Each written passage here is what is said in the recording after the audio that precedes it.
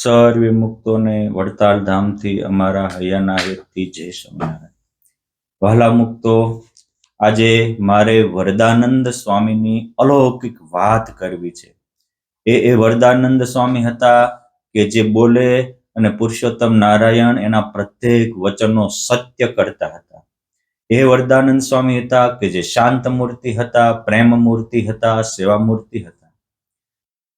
એ વરદાનંદ સ્વામી માં આવી શક્તિ, આવી ભક્તિ, આવી અલૌકિકતા ક્યાંથી પ્રગટ થઈ, ક્યાં તેમનો જન્મ થયો હતો, કેવી રીતે તે પરમહંસ બન્યા અને ભગવાને એના દ્વારા કેવા કેવા અલૌકિક કાર્ય કર્યા, આ વાત મારા ને તમારા જીવનમાં જાણવા જેવી, માણવા જેવી. અને જો આપણે પણ એવા અલૌકિક બનવું હોય, આપણે પણ જન્મ સાર્થક કરવો હોય તો જીવનમાં ઉતારવા જેવી છે. સદગુરુ શ્રી મંજુકાશાનંદ સ્વામી નંદમાળામાં વરદાનંદ સ્વામીનો પરિચય આપતા કહે છે કે એક વિશ્વાસ ચૈતન્યાનંદ વરદાનંદ શાંત સ્વચ્છંદ. આ વરદાનંદ સ્વામી શાંત મૂર્તિ હતા, સ્વચ્છંદ કહેતા ઇન્દ્રિયોને અને અંતઃકરણને જીતનારા હતા, અનેકના અલૌકિક કાર્યને કરનારા હતા. અને વળી કેવા હતા તો કે વરદાનંદ સંત સારા પુરુષોત્તમ નારાયણને લાગે પ્યારા. આપણને તો ભગવાન પ્યારા લાગતા હોય, ભગવાનને આપણે પ્યારા બની જઈએ, ભગવાન આપણને ઓળખતા થઈ જાય, એ બહુ મહત્વની વસ્તુ છે. આ વરદાનંદ સ્વામી સંત સારા લાગે પુરુષોત્તમ નારાયણને પ્યારા, ભગવાન ને એ પ્યારા લાગતા, અર્થાત ભગવાન વરદાનંદ સ્વામી સાથે પ્રેમની વર્ષા કરતા હતા. આવા પ્રેમ પાત્ર પુરુષોત્તમ નારાયણના એ ક્યારે બની શક્યા? એક કોમન બાબત છે, મારો ને તમારો જન્મ જગતમાં સારા નહીં, પુરુષોત્તમ નારાયણને પ્યારા થવા માટે થયો છે. આ દુનિયામાં જ્યારે જગતનો અભાવ થાય ત્યારે જ પરમાત્મામાં ભાવ થાય છે. આ વરદાનંદ સ્વામી વડોદરામાં વણિક પરિવારમાં એમનો જન્મ હતો, વ્રજ એનું નામ હતું, પરંતુ નાનપણથી એના દિલમાં એવું હતું કે મારે પુરુષોત્તમ નારાયણના પ્યારા થવું છે, મારો જન્મ જગતમાં સારા નહીં, પુરુષોત્તમ નારાયણને પ્યારા થવાનો છે.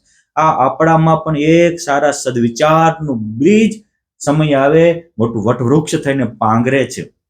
એટલે સુખી થવું હોય તો આવો એક વિચાર પ્રગટજો. અને ભગવાનને પ્યારા ક્યારે બનાય તો કે જે ભગવાનના પ્યારા હોય એના પ્યારા બની જાય તો પરમાત્માને પ્યારા બનતા વાર ન લાગે. દિવસે દિવસે આ મોટા થાય છે, ભગવાનને પામવાની ઝંખના વધતી જાય છે.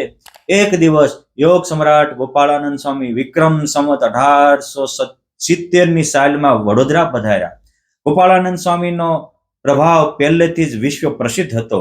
સ્વામી પૂર્વાશ્રમમાં ખુશાલ ભટ્ટ તરીકે આવ્યા ત્યારે પણ જ્યાં જ્યાં જમે ખુશાલ ત્યારે જમે સંગે લાલ, જમે જન હાથે નાથ નિત્ય એ તો ખુશાલ ભક્તની પ્રીતે.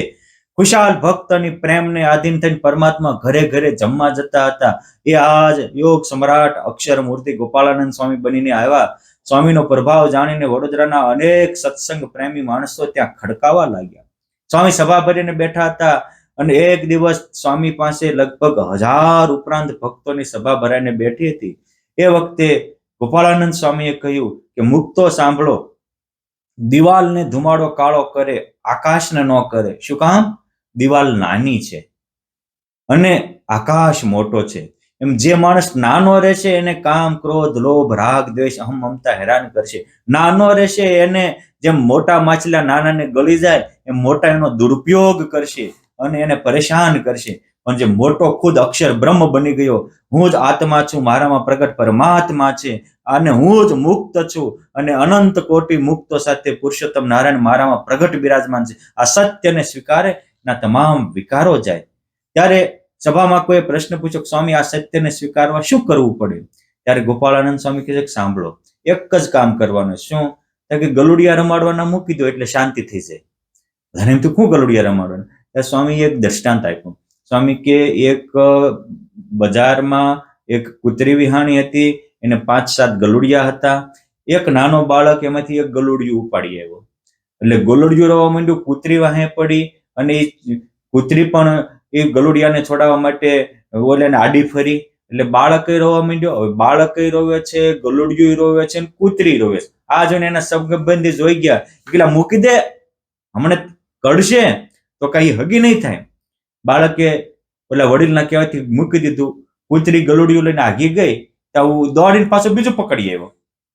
એટલે તરત જ કૂતરી એને રોવા મુકાવા આવી અને એને મુકાવ્યું, ત્યાં ત્રીજું પકડી આવ્યો. ગોપાળાનંદ સ્વામી કહે છે કે સાંભળો, આ ગલુડિયું ઓલો છોકરો પકડી આવે એમાં નથી ગલુડિયાને સુખ થતું, નથી ગલુડિયાની માણને સુખ થતું, નથી જોનારાને સુખ થતું, કોઈને સુખ ન થતું, બધા દુઃખી થાય છે. પણ છતાંય તે આ કોઈ કારણોસર પોતાને હું સુખી થાય છે એવું દુઃખમાં સુખની ભાવના કરી અને પરેશાન થાય છે. એક આશ્ચર્ય વાત છે, એ દુઃખમાં સુખ મનાણું, એ આ જીવને દુઃખમાં સુખ મનાય છે, એ જ મોટું આશ્ચર્યની વાત છે. એ જ રીતે આ દ્રષ્ટાંત આપીને એનો સિદ્ધાંત સમજાવતા સ્વામી કે આ જીવ કામ, ક્રોધ, લોભ, મદ, મોહ, આશા, તૃષ્ણા, અહમતા, મમતા રૂપી ગલુડિયા મૂકી દે તો આત્મામાં પરમાત્મા છે આપોઆપ ઉજાગર થાય. આત્મા પોતે જ તે અક્ષરધામ જેવો ઉર્જાવાન બની જાય.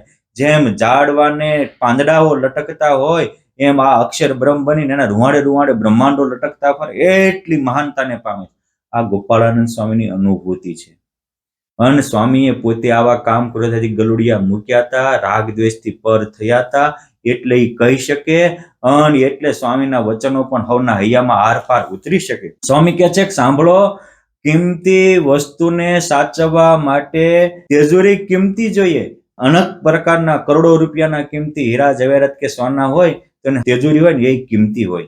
અરે જેટલો દાગીનો મોંઘો એટલોનું બોક્સ પણ મોંઘું હોય.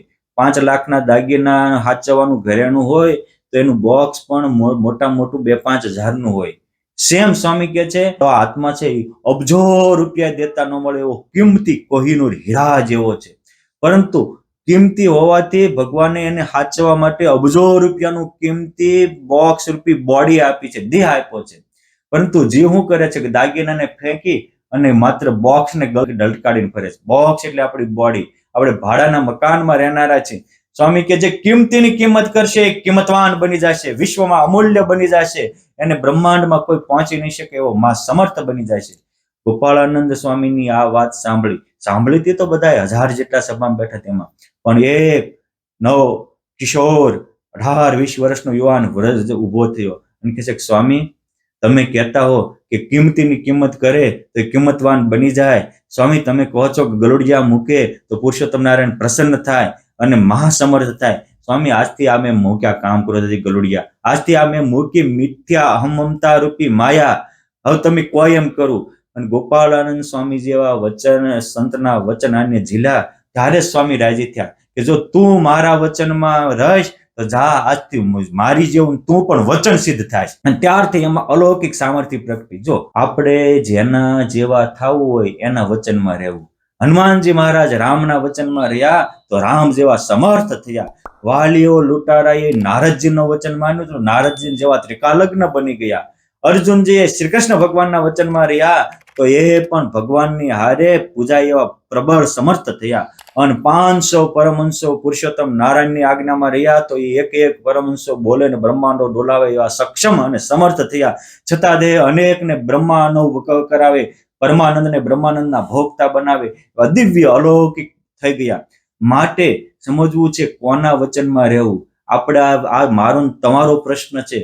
દુર્યોધન શકુનીના વચનમાં રહ્યો ને તે ચૂથાઈ ગયો. માટે આપણે કોના વચનમાં વિશ્વાસ મૂકીએ? આ ગોપાળાનંદ સ્વામીના વચનમાં વિશ્વાસ મૂક્યો. આમાં અલૌકિક સામર્થ્ય પ્રગટી. પછી તો યોગ સમ્રાટ ગોપાળાનંદ સ્વામી વડોદરાથી વડતાલ આવ્યા. થોડા સમયે ભગવાન સ્વામિનારાયણને વડતાલ આવ્યા ત્યારે રહ્યા. અને ભગવાન સ્વામિનારાયણનો મહિમા તો સ્વામી દ્વારા સાંભળ્યો જ હતો. અને આવા મહિમા સહિત ભાવથી પહેલા વહેલા પુરુષોત્તમ નારાયણના વડતાલમાં દર્શન કર્યા. ત્યાં જ વ્રજને સમાધિ થઈ ગઈ. અને સમાધિમાં અનંત દેવો, ઈશ્વરો, મુક્તો જેની સ્તુતિ કરતા હતા એવા અક્ષરાધિપતિ પૂર્ણ પુરુષોત્તમ નારાયણને દર્શન થયા. અને વ્રજના હૈયામાં હા પડી ગઈ કે સ્વામી કહેતા હતા કે આજ કરોડોના કલ્યાણ માટે કોટી ભુવનના નાથ પરમાત્મા પ્રગટ થયા, એ જ આ પુરુષોત્તમ નારાયણ છે. ભગવાને કરુણા કરી એ જાગૃત થયા. સભામાં જ પોતાનો સ્વાનુભવ કહ્યો એટલે હવના મન મોરલિયા નાચી ઉઠ્યા. પછી ભગવાન સ્વામિનારાયણે જ્યારે વડતાલમાં દિવ્ય ભવ્ય મોટો રંગોત્સવ કર્યો અને એ રંગોત્સવ પ્રસંગે મહારાજે અનેક લોકોને ભગવાને દિવ્ય દર્શન આપ્યા હતા. ત્યારે તો સાધુ કર્યા જ હતા, પરંતુ વડતાલમાં ભગવાન સ્વામિનારાયણે જ્યારે અન્નકૂટ ઉત્સવ કર્યો, એ વિક્રમ સંવત 1871 કારતક સુદ એકાદશી પડવાના દિવસે તારીખ 12/11/1814 શનિવારે જે અન્નકૂટ ઉત્સવ કર્યો અને અન્નકૂટ ઉત્સવમાં અનેક લોકોને ભગવાનના દર્શને આવ્યા હતા. એ ભેગો આ વ્રજ હતો. ભગવાન સ્વામિનારાયણે એ વખતે આ વ્રજને ભાગવતી દીક્ષા આપી. અને જેને જેમ સર્પ કાસળી ઉતારે એમ મળવત પરિવારનો ત્યાગ કર્યો હતો. અને એક યોગ સમ્રાટ ગોપાળાનંદ સ્વામીના વચનમાં વિશ્વાસ હોવાથી એ વચન સિદ્ધ થયા હતા. એટલે પુરુષોત્તમ નારાયણે એ સાધુનું નામ વરદાનંદ સ્વામી રાખ્યું. અને આવું સાર્થક વરદાનંદ સ્વામી એટલે કે જે વરદાન આપે એ બધા સત્ય પુરુષોત્તમ નારાયણે કાયમ કર્યા હતા. આ વરદાનંદ સ્વામીએ અનેકને સત્સંગ કરાવ્યો હતો. આ વરદાનંદ સ્વામીથી અનેક દુખિયા જીવ સુખિયા થયા હતા. આ વરદાનંદ સ્વામીના કારણે અનેક નિર્ધન ધનવાન થયા હતા, રોગી નિરોગી થયા હતા, વ્યસની નિર્વસની થયા હતા.